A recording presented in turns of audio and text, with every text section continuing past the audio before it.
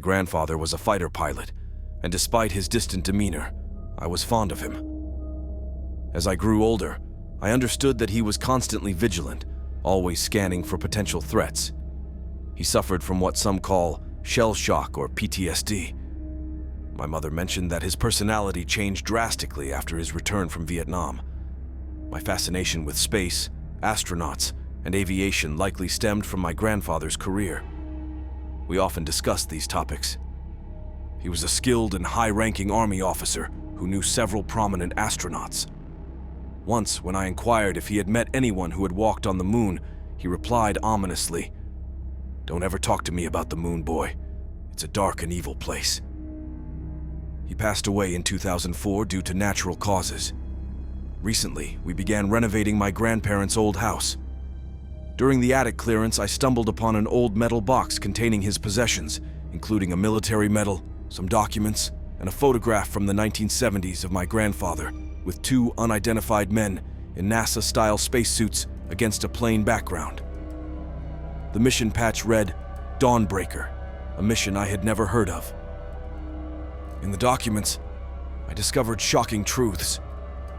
In 1972, my grandfather wasn't in Vietnam but was part of a secret team of astronauts on covert space missions.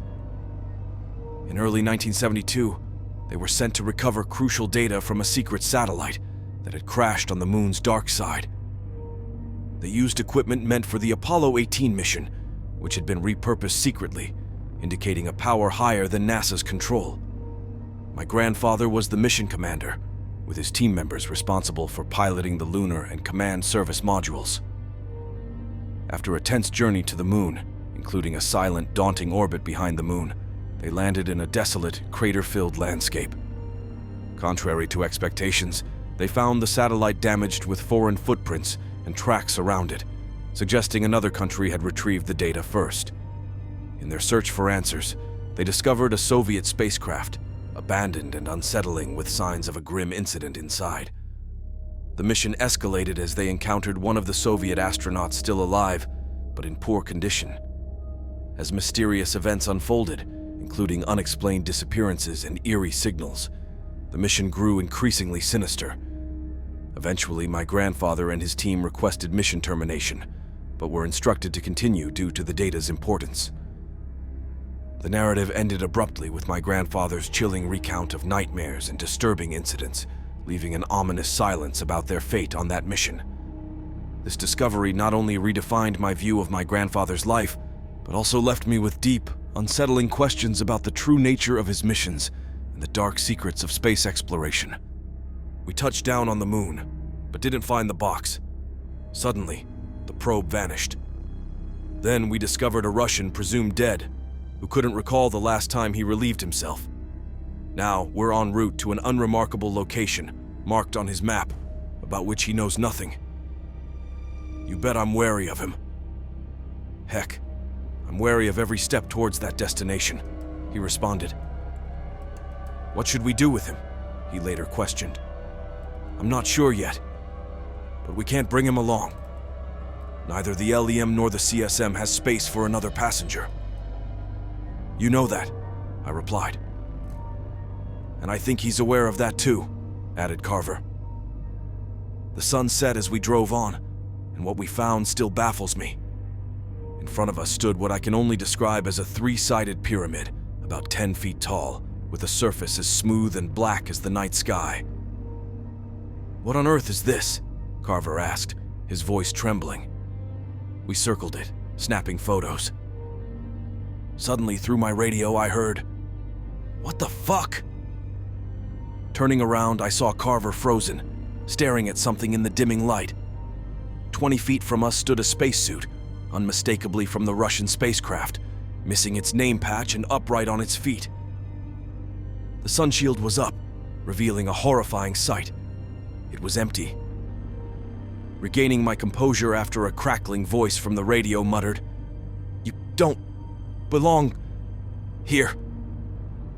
I was blinded by a fierce flash of light. When my vision cleared, the suit had disappeared. "Carver, are you okay?" I asked. After a pause, he exploded. Man, screw NASA, the Army, the satellite, this whole mission. I want out of here now! Without a word, we dashed to the rover and sped back to Charon. Arriving in near total darkness, we saw the airlock open and Tarkov in his suit. Damn it, we had forgotten about him. Listen, Tarkov, there's something you... I started but stopped as I saw him hide something behind his back. Too late, he swung a sharpened rod, hitting me. Dazed, I fell as my ears rang. When the noise ceased, I saw him and Carver grappling in the lunar dust.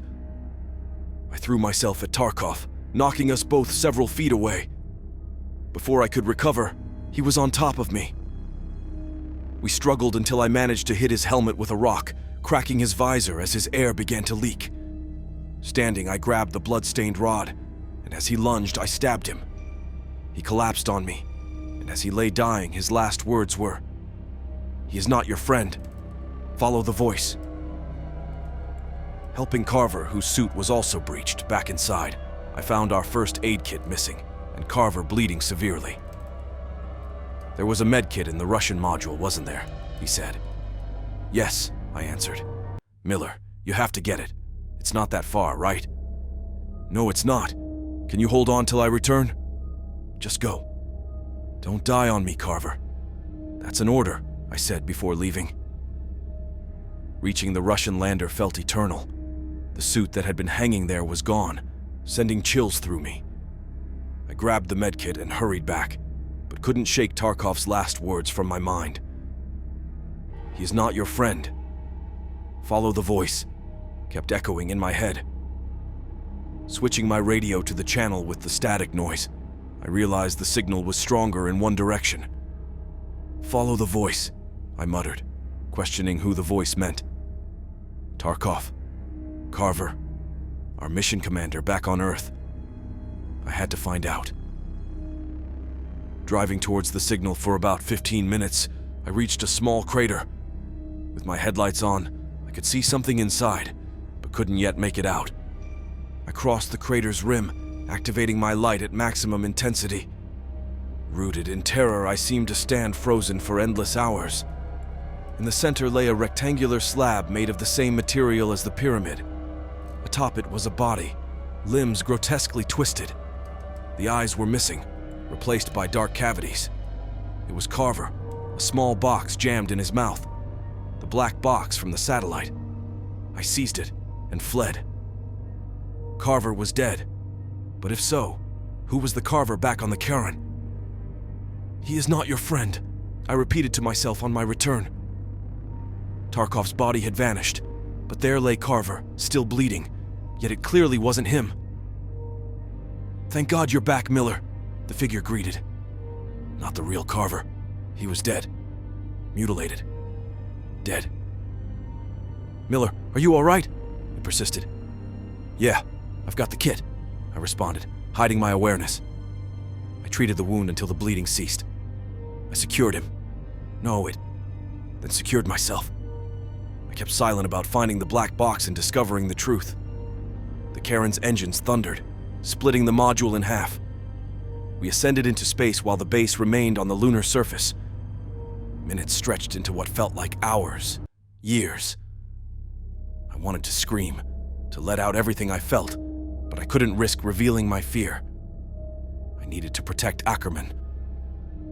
When we finally docked with Ackerman and the Trinity, the atmosphere was tense.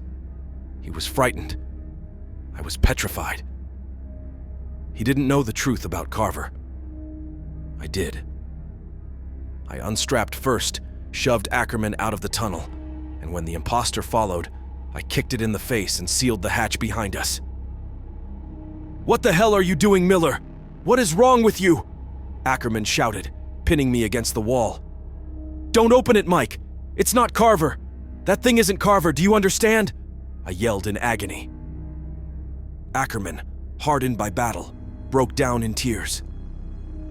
I floated to the controls, and before detaching the Charon, I glimpsed through the docking tunnel window. There it was, with Carver's face and body, but those eyes, smooth, black, utterly non-human. It opened its mouth unnaturally wide and let out a horrifying screech. Then silence fell as the Charon detached, drifting into the void. Neither Ackerman nor I spoke during the 3-day journey back to Earth. Quarantine followed without any explanation of the events. I never discovered what was on the black box, nor did I want to, but it was significant enough to halt all future lunar missions. Years later, I learned of Ackerman's death when 2 men visited me. "Captain Miller, have you been in touch with Lieutenant Ackerman lately?" they inquired. Upon learning of his fate, found dead with similar injuries to the false carver, I was overwhelmed. Although we weren't close, our shared ordeal bound us. His mysterious death left me yearning for answers about the doomed Dawnbreaker mission. I hope to uncover the truth one day soon,